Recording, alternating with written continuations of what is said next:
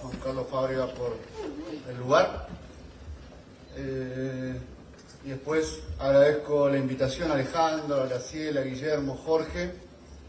Siempre es una buena oportunidad tener este tipo de encuentros para hablar de temas que normalmente no se tratan o pasan desapercibidos, como es la agenda internacional y cómo Argentina se inserta en esa misma agenda internacional.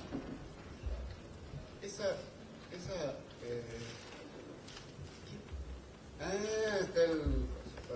los compañeros periodistas están así, no entendía por qué estaba ese conglomerado de gente de repente ahí. Ok, perdón. Tendríamos que haber previsto eso, tendríamos que haber hecho alguna cosa más cómoda para que allá hay otro, si lo quieren usar. Bueno, también agradecer a las palabras y la presencia del señor Martín Corr del Centro Sur. Creo que los temas que reflejó de alguna manera, en cada uno nos sentimos identificados y tenemos algo para decir, y de eso un poco viene, creo, este seminario, por eso tan importante. También agradecer la presencia de todos ustedes acá, y en particular las notables presencias que tenemos sentadas en la primera fila, empezando por el doctor Aldo Ferrer. Siempre es un honor tenerlo cerca. Bueno, Felisa, mi amiga Jochen Lee. ¿Cuál es la idea de esta presentación?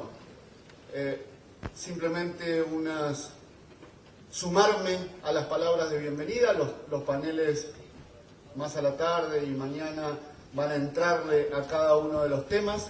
A mí me interesaba destacar, y por eso agradecí la oportunidad que me dio Alejandro de estar acá, destacar algunos aspectos. Yo creo que, como en alguna medida Martín señalaba respecto de la crisis internacional, yo lo veo la crisis internacional que estamos todavía sufriendo desde dos puntos de vista, siempre haciendo referencia a esta agenda sur-sur, que es el motivo de este seminario. Yo creo que esa crisis generó una modificación en el paradigma hegemónico hasta ese momento sobre la macro internacional. Creo que podría estar un rato largo ejemplificando cómo cada uno de los postulados que nos mostraban como inconmovibles antes de Lehman Brothers, al menos para el manejo de nuestra economía, fueron derrumbándose con cada una de las medidas que fueron tomando los gobiernos como respuesta a esa crisis, y en particular el gobierno americano, sin calificar estas medidas. Ahora, que el Tesoro de Estados Unidos tuviera más del 30% de Citigroup, hasta antes del 2008, me imagino era impensado para cualquiera de ustedes. Ese y otros ejemplos, insisto, derribaron estos paradigmas. Ahora, también lo vemos como una oportunidad. La contracara de ese nuevo marco de ideas de referencia tiene una oportunidad, o genera una oportunidad para los países del sur. No por una ubicación geográfica, diría, sino por un concepto de posicionamiento internacional. En ese marco de oportunidades, en el sentido de instalar temas, o en la visión de los países del sur, reinstalar temas que nunca estuvieron abandonados por los países del sur, pero sí no eran una referencia en las grandes discusiones internacionales. Pero hablábamos de la situación económica global, donde se inserta hoy esa discusión. Y hacía alguna referencia Martín, y yo voy a seguir por el mismo camino. Estamos hablando de una economía que, al decir de los analistas, crece en al menos 2, yo diría 3 velocidades, pero que en definitiva en el agregado crece a una tasa baja, 2,75% el primer trimestre de este año, un poquito más que lo que fue el último trimestre del año pasado, 2,25%, y claramente por debajo del crecimiento de los países emergentes. Argentina creciendo casi el doble en los primeros 5 meses del año, pero también China, Brasil. Entonces hablaba de 2 o 3 velocidades de crecimiento. Y esto me parece también vale la pena resaltarlo. ¿Cuáles son y qué grupos de países son los que representan esas 2 o 3 velocidades? Hay algo que es claro, que es lo que viene sucediendo, al menos en la última década, y es que los países emergentes representan la parte más dinámica del crecimiento global. Esto, insisto, no es ninguna novedad, representa más del 75% del crecimiento global. Tampoco aparece hoy, lamentablemente, como una novedad que Europa no esté creciendo, en el agregado siga en recesión. Creo que la novedad es el magro, pero al menos crecimiento por parte de Estados Unidos y la nueva incorporación a ese club, que es Japón. Y esto tiene ya una primera referencia respecto de qué está haciendo Japón para integrar a ese grupo de los países avanzados que van creciendo, y la respuesta es muy clara. Está haciendo lo que ha hecho Estados Unidos desde Lehman Brothers y que no está haciendo Europa, y es política económica expansiva. Decía, más allá de estas coyunturas, lo que vemos es un cambio estructural de las relaciones económicas y financieras globales. En este marco, ese crecimiento global explicado mayoritariamente por países emergentes, por los BRICS, pero también países como Argentina, tiene que ver con una red mayor de relaciones entre esos países. La intensificación del comercio sur-sur es un aspecto, pero no el único. Una mayor coordinación de las políticas económicas de los países del sur. Por eso, muchas veces cuando se habla de la inserción internacional o la falta de inserción internacional de la Argentina, yo digo que esto, al menos en términos de nuestros alineamientos estratégicos comerciales, no tiene nada de sustancia, como en tantas otras cuestiones. Argentina ha ido reorientando estratégicamente sus relaciones comerciales hacia los países que hoy representan el crecimiento de la economía global, representan lo que se viene, y gran parte de los por qué hoy Argentina transita creciendo y sin perder empleo una de las crisis financieras y económicas más importantes de los últimos años, tiene que ver en parte con eso. Déjenme hacer alguna referencia en ese sentido a algún trabajo reciente que no hemos hecho nosotros, que no ha hecho ninguna organización afín al gobierno, no lo ha hecho ni siquiera alguna organización local, sino una organización internacional como el G24, que me parece muy representativo de esto que estoy diciendo, de la dinámica que ha tenido el mundo en estos últimos 30 años. En la década del 2000, la década que va entre el 2000 y el 2009, que es hasta donde llega este trabajo, China se ha convertido en el país que más contribuye al crecimiento global. No dije nada nuevo, todos estoy seguro que lo tenemos esto internalizado. Lo que yo no creo que tengamos tan internalizados es el impacto de esto, o dicho de otra manera, cómo se ha ido produciendo esto.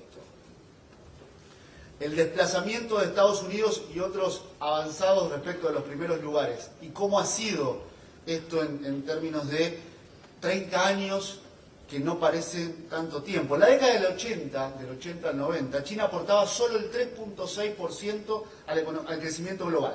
Brasil, el 1%. ¿Por qué hago mención a estos dos países? Creo que es obvia la importancia que para nuestra economía tiene el desarrollo de estos países. Decía, mientras que en la década del 80, la que va del 80 al 90, China aportaba solo el 3.6% a la economía global, hoy, o dicho mejor, entre el 2000 y el 2009, China pasó a aportar el 25,5% al crecimiento global y Brasil del 1 al 3.1%. Ahora, esto que muestra a las claras lo que me parece todos intuimos al menos, creo que hay un dato que no se nos puede pasar por alto a nosotros, a los argentinos, que también está contenido en ese mismo informe. Argentina, durante la década del 80 al 90, creo que es bastante fácil la explicación, no apareció en estos rankings. O sea, Argentina no contribuía, al menos en términos importantes, al crecimiento global. En la década del 90, esto es, entre el 90 y el 2000, Argentina tampoco aparecía en estos rankings, ni apareció en estos rankings. Hago la diferenciación. Del 80 al 90 la explicación es bastante, o la podemos hacer bastante fácil. Del 90 al 2000, Argentina era el alumno directo del consenso de Washington. Sin embargo, su contribución al crecimiento global no era captada por este tipo de informes.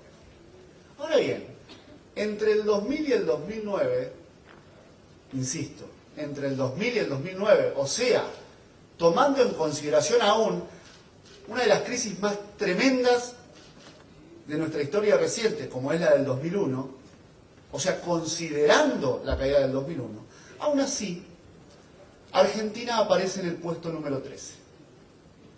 De un ranking que, insisto, en el cual no figuraba. Ahora, esto que ya es representativo, y yo podría decir que si me tomara la libertad de no considerar la caída del 2001 para, de alguna manera, si me permiten, y utilizando el informe, mostrar qué pasó en Argentina entre el 2003 y el 2010, no solamente figuraríamos, sino que estaríamos en los primeros 10 lugares. Ahora,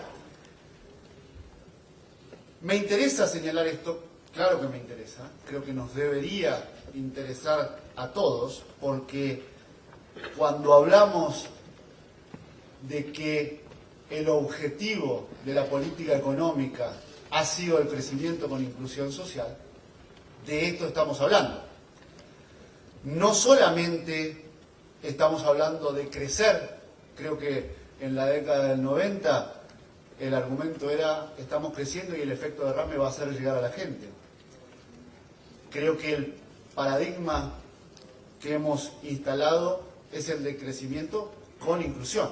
O sea, no solamente aparecemos en el ranking de los países que más han contribuido al crecimiento global, sino que me interesa señalar que ese crecimiento estuvo acompañado del mejoramiento de cualquiera de las variables sociales que podamos discutir y de cualquiera de las variables que en algún otro momento han sido causas de crisis en Argentina. Ahora voy a ese tema.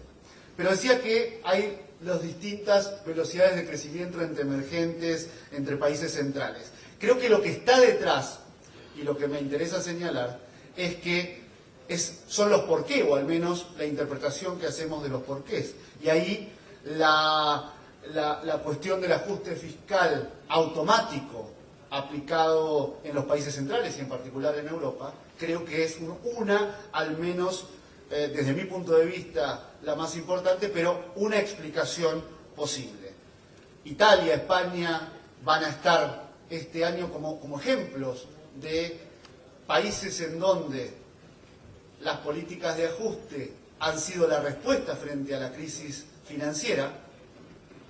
Insisto, crisis financiera que se solventa con dineros del Estado, estados que son para pagar las deudas que se han contraído para salvar al sistema financiero.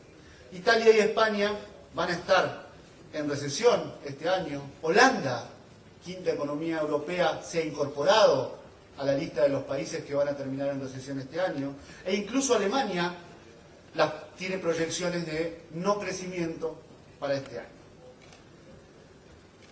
Esto tiene su impacto concreto, real. La recesión, el ajuste fiscal, las políticas de flexibilización laboral terminan haciendo estragos en el tejido social de estos mismos países. Y esto no debería ser una sorpresa, y estoy seguro que no es una sorpresa para ustedes, porque ya lo hemos vivido. Lo ha vivido Asia con la crisis del año 97, lo ha vivido Rusia con la crisis del año 98 y lo ha vivido la Argentina con la crisis del 2001. El resultado de cada una de estas crisis ha sido la desigualdad, la caída de los salarios reales, el desempleo. Por eso, me parece que desde la visión sur-sur, la noción de ajuste expansivo que se aplica como fundamento conceptual de las recomendaciones de políticas para la salida de la crisis, en particular en Europa, deben ser rotundamente descartadas. No creemos en el ajuste expansivo. El ajuste es siempre ajuste. El ajuste es siempre enfriar economías, no crecer, desempleo. En contraposición a eso, la agenda del crecimiento y el empleo han sido y deben ser el centro de nuestras políticas internas, pero también de nuestras posiciones en los foros internacionales. Algo de esto mencionaba el señor Corr. Yo lo voy a enfatizar. Creo que el rol, cuando hablaba de oportunidad al principio, creo que el rol de los países emergentes, que representan la agenda sur-sur hoy, es que estos temas que han venido siendo sostenidos en los últimos años se incorporen definitivamente en la agenda de los foros internacionales relevantes. Creo en ese sentido y veo con optimismo que las posiciones que la Presidenta ha mantenido en el foro internacional por excelencia, luego de la crisis del 2008, como es el G20, empiezan nuevamente a tener un lugar, y estoy convencido de aquí a la reunión de San Petersburgo en septiembre, van a ser parte importante de esa agenda. El señor Corr también mencionaba la experiencia de Malasia respecto de el cambio del Fondo Monetario. Decía, en realidad no es Malasia la que ha cambiado respecto de los controles de capitales, sino que es el fondo el que ha ido cambiando. Y algo de eso hay. Hay varios temas en los cuales el Fondo Monetario Internacional, insisto, un poco por las circunstancias que atravesamos, pero otro poco tan relevante como ese o más relevante por la importancia que los países emergentes empiezan a tener en esta agenda internacional, y por eso me parece tan importante este tipo de seminarios. Pero de alguna manera algunos temas han sido incorporados y empezamos a ver algún viraje en algunas posiciones, como el control de capitales, pero también como el ajuste fiscal.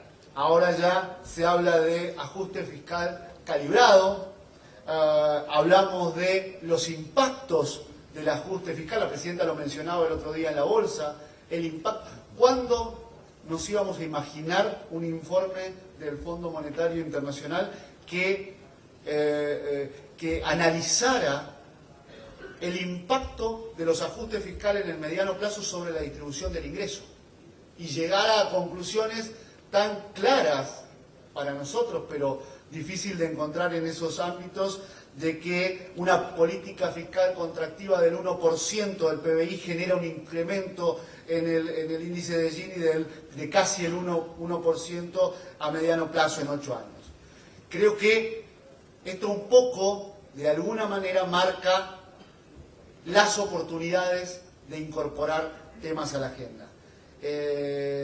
Entonces decía, Argentina, nosotros hemos venido llevando adelante esta agenda, la agenda del crecimiento, la agenda del empleo, la agenda de las políticas fiscales contracíclicas que, insisto, no solo permitieron el crecimiento sostenido, inédito en la historia económica reciente de Argentina, sino y fundamentalmente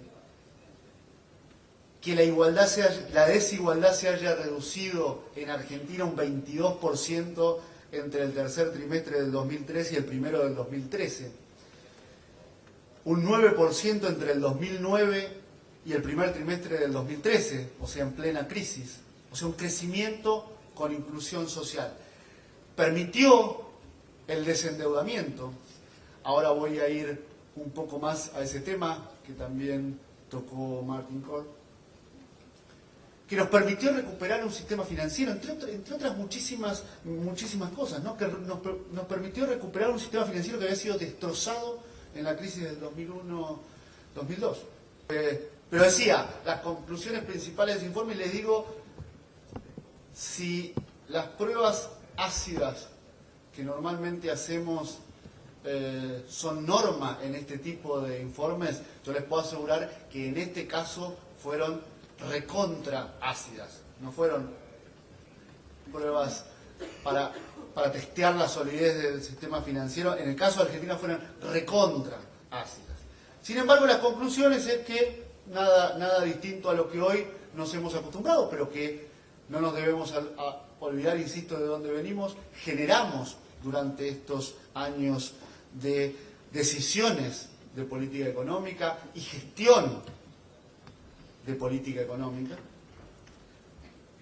Insisto, las conclusiones de que el sistema financiero es resistente a shocks externos, que tiene un elevado nivel de capital, altas reservas de liquidez, destacó además la calidad de los activos bancarios, la recuperación de la rentabilidad bancaria, la alta capacidad de enfrentar y responder a escenarios adversos, las importantes mejoras logradas en materia de regulación y supervisión.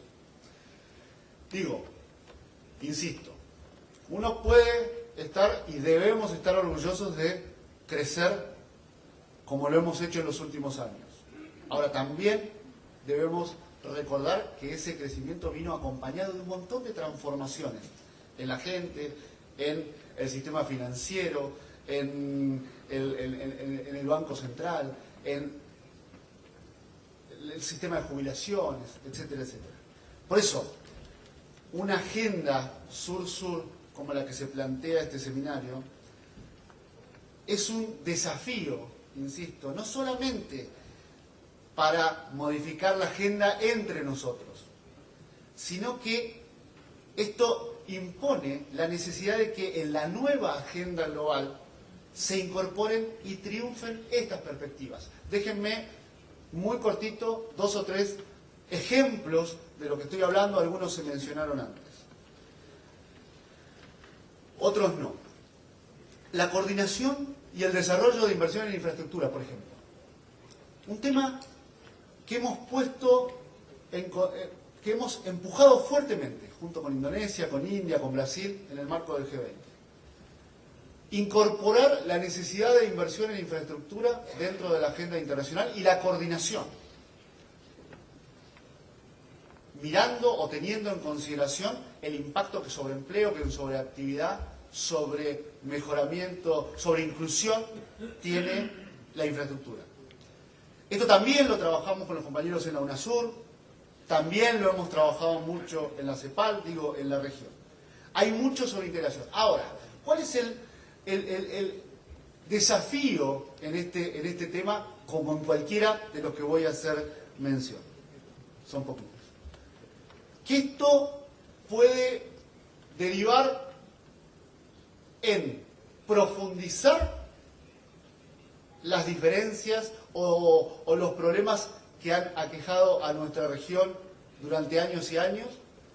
O sea, uno puede plantearse el debate de la inversión en infraestructura en la agenda internacional como únicamente la necesidad de coordinar o mejorar los flujos que van a inversión en infraestructura, o puede plantearlo como un desafío para que esa infraestructura, esa inversión en infraestructura, tienda, por ejemplo, a que nuestras exportaciones estén menos primarizadas. Un flagelo de nuestra región. Digo, uno lo puede plantear únicamente, queremos crecer y vamos a crecer y el efecto derrame ya llegará. O necesitamos más capitales para inversión porque los déficits de infraestructura. Ahora, ¿para qué? ¿Para transformar la matriz de exportaciones de un país? ¿O para profundizar el modelo que por tantos años ha venido? Y bueno, otro de los ejemplos en los cuales Argentina puede mostrar en los últimos años los resultados de las decisiones, de la visión estratégica hacia dónde tenemos que ir. Argentina es uno de los pocos países de la región que ha mejorado en términos de primarización de sus exportaciones. O sea, sus exportaciones son hoy menos del sector primario que en el pasado. Por eso, lo que, en este tema como en tantos otros, el crecimiento, el empleo, como hacía mención antes, respecto de ponerlo en el centro de la agenda internacional. Yo recuerdo, en ese sentido, la presidenta en el año 2008, en noviembre del 2008, primera reunión presidencial del G20, habló del rostro social de la crisis. Creo que la consistencia entre lo que se dice adentro, lo que se hace adentro, y lo que se dice afuera, y lo que se apoya afuera, es fundamental. Creo en ese sentido que el G20,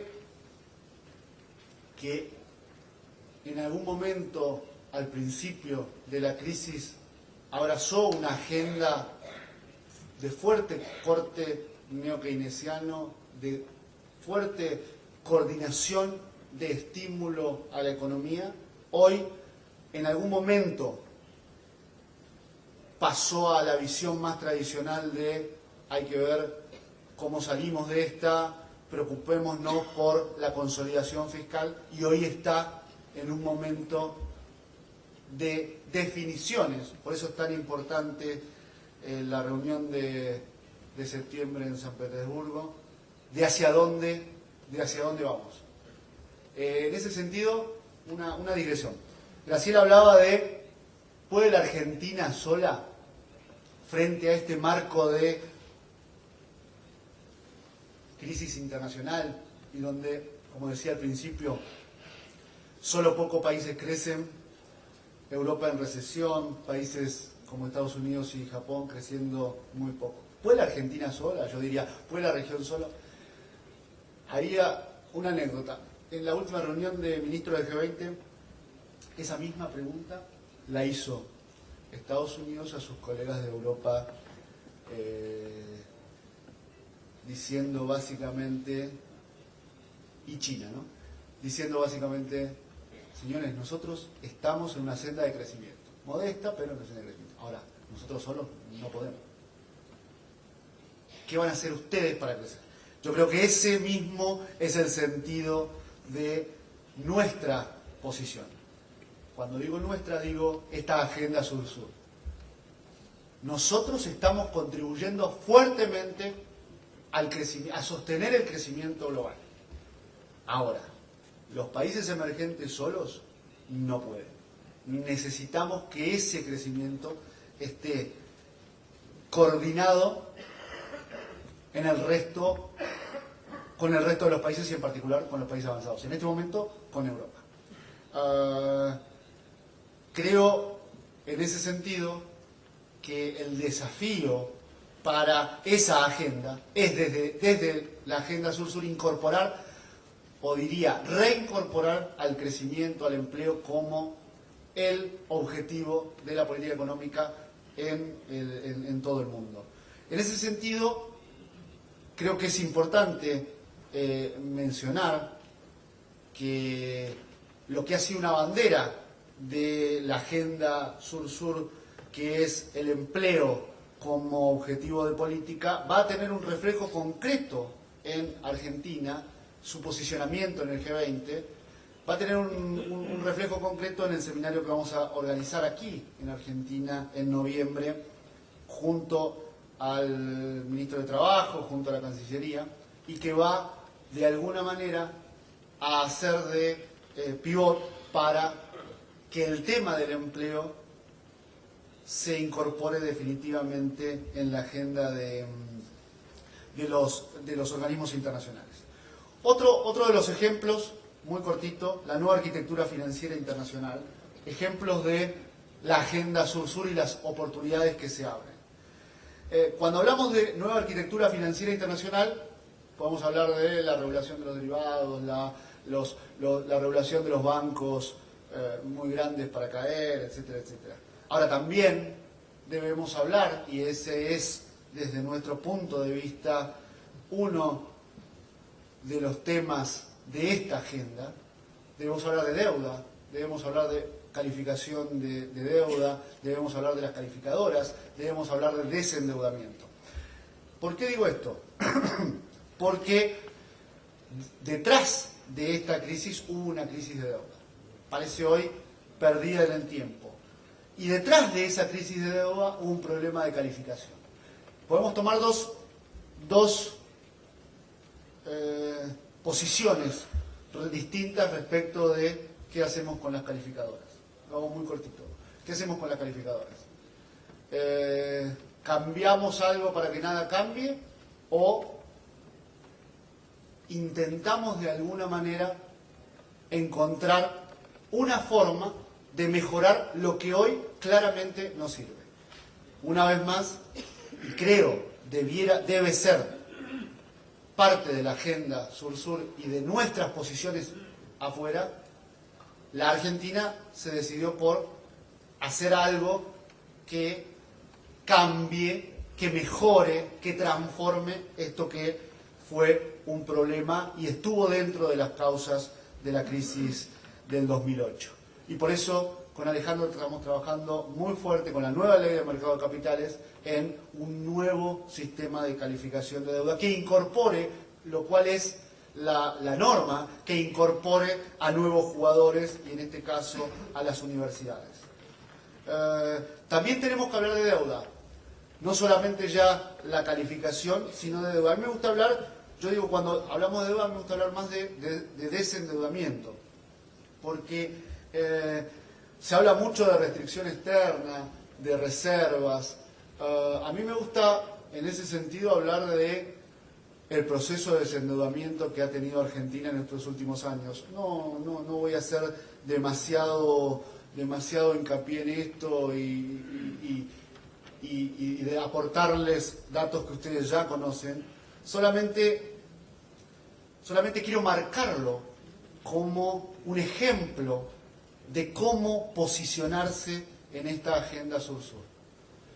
Uno puede, de alguna manera, Martin Kohl lo mencionaba, la reestructuración de deuda de Argentina, uno puede posicionarse respecto del desendeudamiento, del tema de la deuda, y hacer una salida como las propuestas en Europa frente a la crisis de deuda. Esto es una refinanciación sin demasiados heridos en el sistema financiero, seguir pagando y cada vez más intereses, pero ganar tiempo, o puede ir en un esquema como el que implementó Argentina en el 2005 y después completó en el 2010. Puede cancelar su deuda con el fondo, puede transformar su situación respecto de los acreedores, de sus acreedores internacionales, y llegar a los resultados que hoy tiene. Entonces, insisto, cuando hablamos de restricción externa, de reservas de dólares, yo quiero mencionar que Argentina hoy debe en dólares, o sea, en moneda extranjera a acreedores privados, menos del 10% de su PBI. Y luego del pago que vamos a hacer en septiembre, va a estar más cerca del 8% del PBI que del 10% del PBI. Y no solo eso, estamos hablando de stock de deuda. Esa deuda está perfilada a 12 años. No se debe toda este año, el año que viene. Tiene un perfil de vencimiento promedio de 12 años, cuando en el 2003 era de menos de la mitad. Cuando hablamos de deuda también hay que hablar de fondos buitre, de cuál es su lugar en el mundo, de cuáles son las oportunidades que la arquitectura financiera internacional le da a los fondos buitre para incidir en el resultado o en la conclusión de los procesos de reestructuración de deuda. ¿Y qué hacemos desde los países que hemos sufrido las consecuencias de los procesos de reestructuración de deuda por decisiones que se han tomado en esos propios países en el pasado, pero por lo que sea hemos tenido que pasar por los procesos de reestructuración de deuda que no son gratos para ningún país? Y hoy sufrimos las consecuencias de que, pese a tener un proceso de reestructuración inéditamente exitoso a nivel internacional, todavía tenemos que lidiar con estos fondos buitres que aprovechan paraísos fiscales para afincarse o sistemas judiciales que no tienen o no prevén mecanismos de resolución de este tipo de controversia y les permiten tratar de incidir en esos resultados, perjudicando, en este caso, en el caso de Argentina, al 93% de los acreedores que participaron de ese proceso. Y por eso, trabajos, iniciativas como los principios sobre promoción de otorgamiento y toma responsable de préstamos soberanos que lleva mi amiga Joël Lee en la UNTAD que mencionaba Martín, y de la cual tengo el orgullo de decir que personalmente, pero como Argentina hemos participado desde un primer momento, son muy importantes junto con otras discusiones que hoy estamos viendo, afortunadamente, y no por casualidad, sino porque estos temas empiezan a impactar, ya no a países perdidos de Latinoamérica o de África, sino que tienen un correlato real y concreto en países de Europa, en países más avanzados. Esto empieza a ser un tema y de hecho se ha incorporado a la agenda de los organismos financieros internacionales, no solamente el Fondo, el Banco Mundial, sino también el G20. Y finalmente los acuerdos financieros regionales, que me interesa señalar como aspectos de sino ejemplos de esta agenda sur-sur. El Banco del Sur se mencionaba también. Creo que es un ejemplo más del posicionamiento que los países incorporados a la agenda sur-sur tienen que hacer respecto en este caso de la arquitectura financiera internacional. El Banco del Sur es un ejemplo claro de una iniciativa pensada por y para los países de la región, en este caso de la región latinoamericana, pensado con un concepto distinto al de los organismos multilaterales. No en su objetivo último, que es financiar el desarrollo, sino en la forma en que ese financiamiento, como decía al principio, la priorización de los proyectos que nos saquen del esquema que nos llevó al atraso que nos llevó a la crisis, y además la toma de decisiones no basada solamente en la preponderancia del más poderoso, sino en el consenso del conjunto de los países. Por eso en el Banco del Sur, que hemos puesto en marcha hace muy poco y que vamos a estar nombrando a los representantes, ahora a fin de mes va a haber una reunión con los países de la región, en ese Banco del Sur las decisiones las tomamos por consenso. En resumen, creo que estos puntos que señalé, pero hay otros que claramente podemos incorporar y se deben incorporar y seguramente van a ser materia de este seminario, deben integrar la agenda sur-sur, deben guiar este proceso de cooperación en materia de agenda económica internacional. Insisto con el concepto, nos planteamos la crisis como un problema y está bien, también esta crisis internacional en términos de posicionamiento de la agenda de hacia dónde debemos ir es una oportunidad para nuestros países. Incorporar a esa agenda el crecimiento del empleo, no las corporaciones o la protección a los bancos que son demasiado grandes para caer, la transformación de la arquitectura financiera internacional, la nueva fiscalidad internacional, la lucha contra los paraísos fiscales, son todos objetivos que nos tenemos que plantear como país, como región y en cada uno de los foros donde esta agenda sur-sur se discute.